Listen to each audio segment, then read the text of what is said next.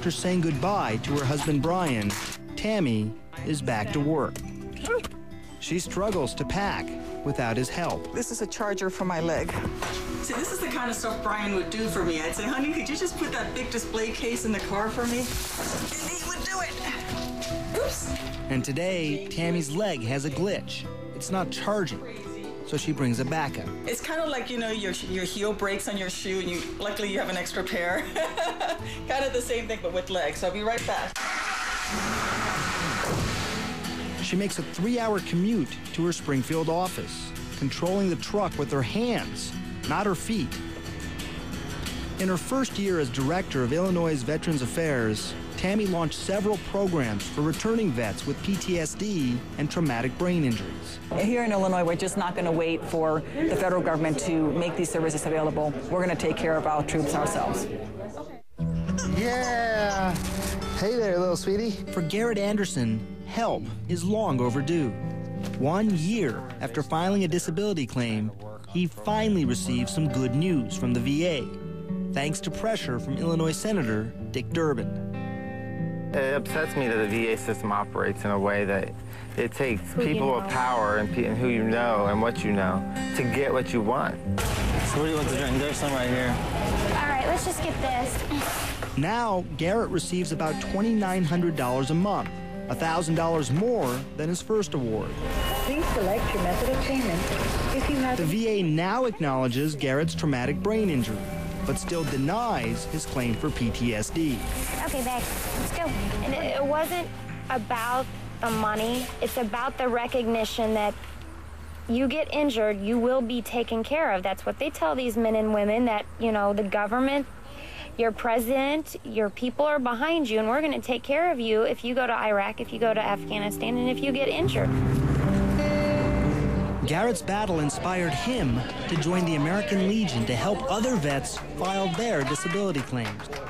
The fight doesn't end in Iraq or Vietnam or Korea. It continues on when you get home to get what you want. Ty Ziegel also won his war with the VA, but he's concerned for so many others. We're feeding the war machine, but you never think of the war machine that comes home and needs, feeding back home. Ty and Renee had hoped to one day build a home together. We're not gonna be rich, but we can be comfortable. Just build a house and a family and just live happy. The all-American dream, I guess. But it was not to be. Just before their one-year wedding anniversary, Ty and Renee decided to separate. And then we just check the engine. And 3 years after her helicopter was shot down in Iraq, Tammy Duckworth refuses to give up flying. Very kind to do that. Some would say, Tammy, it's too dangerous, too risky. Don't do this anymore. And what would you say to them? I don't think it's dangerous or risky at all. I drive, I do everything that I do, and flying a Black Hawk in combat wasn't exactly the safest thing to do either. That's a very good point. It's all about momentum, right? This brings joy back into my life. It gives me a sense of, okay, I'm regaining what I had lost. And ultimately, I'm going to decide when I stop flying, not some insurgent who got lucky. Before climbing into the cockpit, Tammy takes off a leg.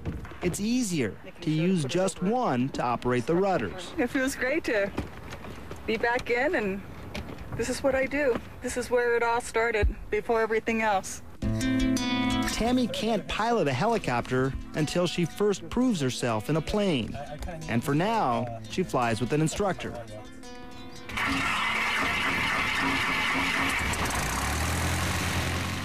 Every time I get in a plane and I fly somewhere, I think I should be at the controls.